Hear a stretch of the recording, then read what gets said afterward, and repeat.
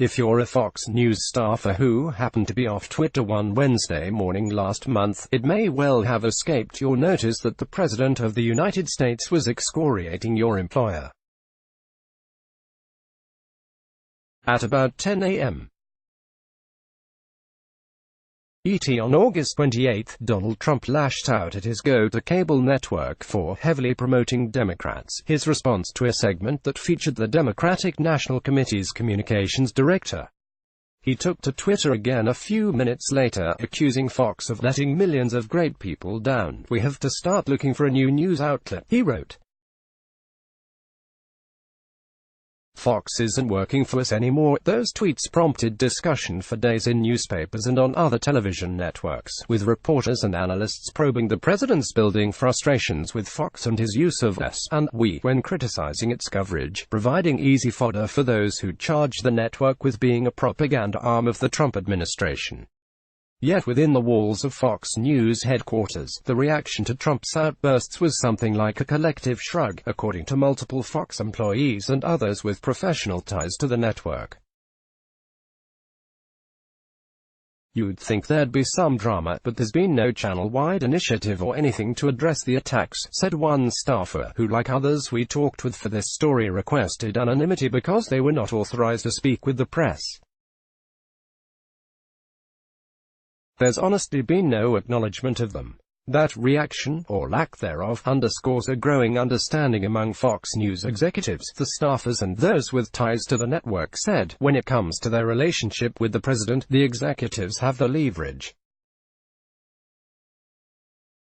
It is perhaps a singular dynamic, a private entity comfortable in the knowledge that a leader of the free world needs its favor more than it needs his.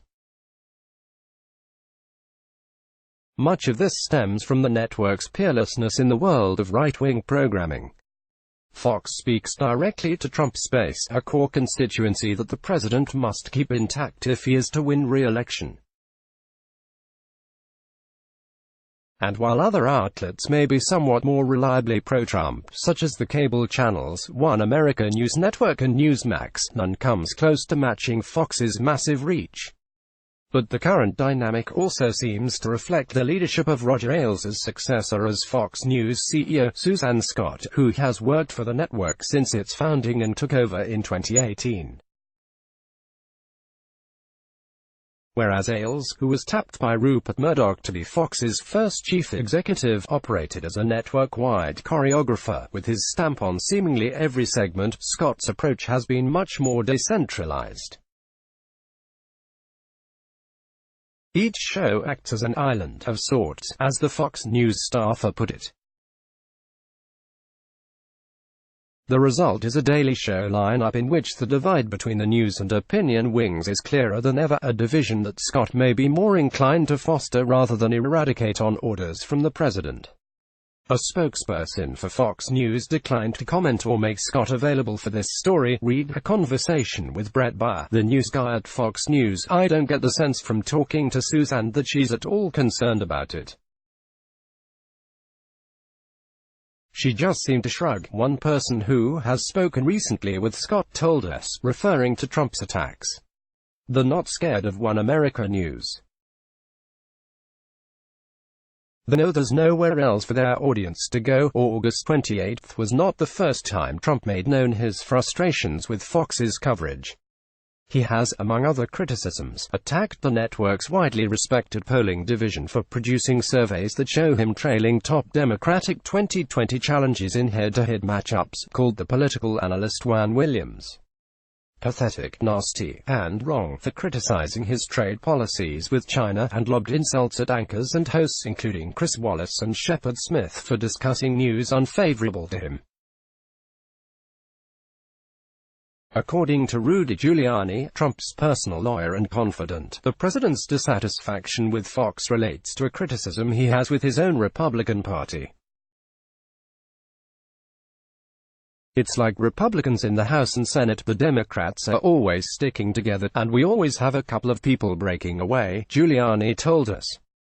Trump and his allies don't understand why when, say, Representative Alexandria Ocasio-Cortez of New York does something crazy, Democrats all defend her, Giuliani said. But when Republicans have that guy from Iowa referring to Representative Steve King, who is notorious for his racist comments, we condemn him. I think a lot of Republicans feel that Democrats are more loyal than we are, Giuliani said. When they hear Shepard Smith or the anchor Neil Cavuto, they say, well, why are they monolithic one way and we're not? The comparison between congressional Republicans who buck Trump and news anchors who report information that may reflect negatively on him is, of course, a false one. That Trump sees the two groups as similar is crucial to understanding his hot and cold treatment of Fox. On occasions when he's unhappy with the network's coverage, Trump will pick up the phone and call Scott to complain, a Trump administration aide and a second Fox News employee told us. But the conversations, the Fox staffer said, don't tend to go well. I'm not sure she tells him what he wants to hear, this person said. If you think about Suzanne, it's like, I'm running the network. The president is not running the network. And if you're Donald Trump, it's like, damn if you are, I'm running the network. And, to be candid, there have been times when the network probably gave Trump too much of the idea that he was running the network. Fox continues to showcase a pro-Trump lineup in its primetime hours: Sean Hannity, Tucker Carlson, and Laura Ingraham, who often expand on the president's talking points during their shows. But under Scott, the network has ushered in a slightly more diverse set of voices. Donna Brazile, the former DNC chairwoman, is now a Fox News contributor. In 2017, the year before Scott took over as CEO, she and another senior executive, Jay Wallace, recruited Marie Harf, a former State Department spokeswoman during Barack Obama's administration, for a job as a political commentator. Giving Harf an on-air role, the Fox executives told her that they wanted different views reflected in the broadcasts, a person familiar with the matter told us. Harf left the network to join Representative Seth Moulton's now-defunct presidential campaign. The person who's spoken with Scott recently told us that if the CEO is sensitive about anything, it's the criticisms of the network as propaganda, not Trump's complaints. Scott started at Fox as a production assistant at the network's inception in 1996, led the launch of Greta Van Susteren's primetime show On the Record in 2002, and went on to become network executive producer and executive vice president of programming. Before becoming the network's first female CEO, she oversaw some of Fox's most popular opinion shows, including Fox.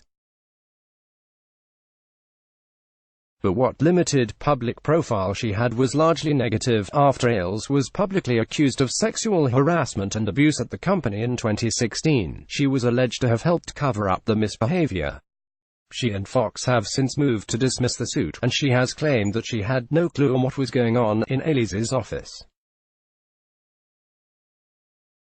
As CEO, Scott was tasked with navigating the fallout at the network from the Now she finds herself confronting periodic calls for advertiser boycotts because of commentators' frequently inflammatory rhetoric.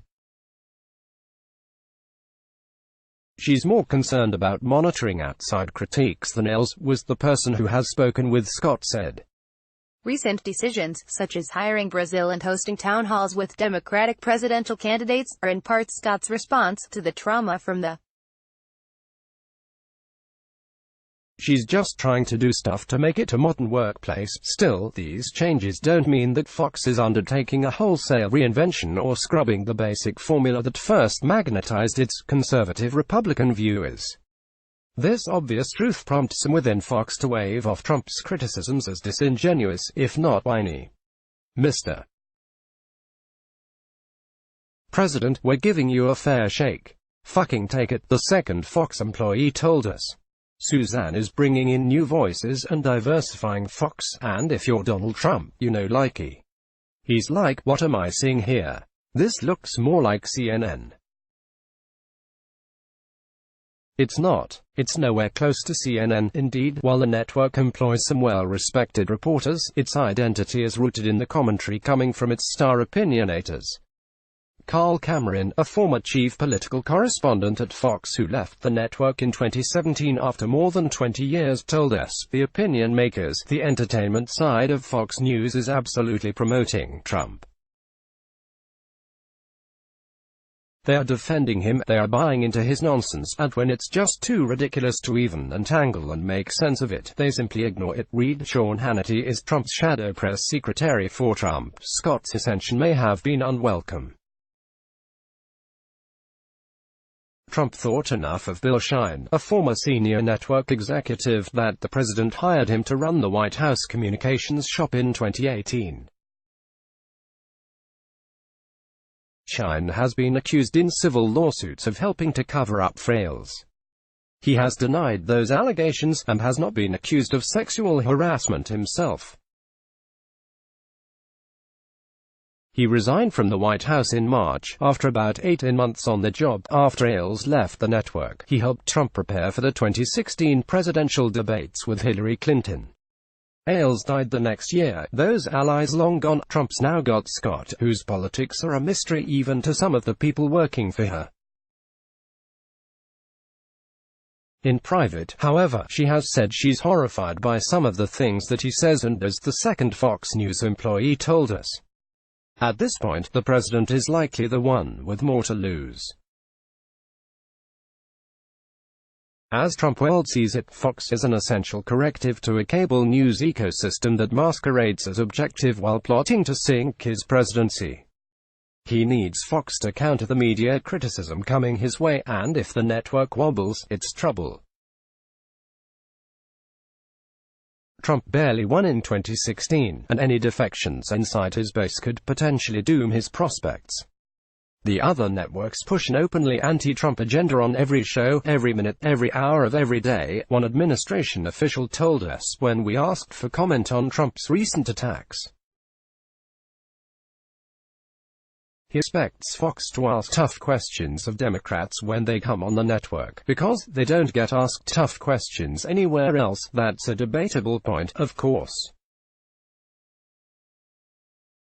Cable news anchors, not to mention late-night comedians, pay plenty of attention to the former vice president and Democratic presidential candidate Joe Biden's gaffes.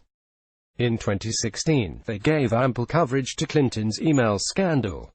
What's more, Trump digs holes for himself virtually every day. No liberal host at MSNBC told Trump to peddle the fiction that Hurricane Dorian was a threat to Alabama, for example.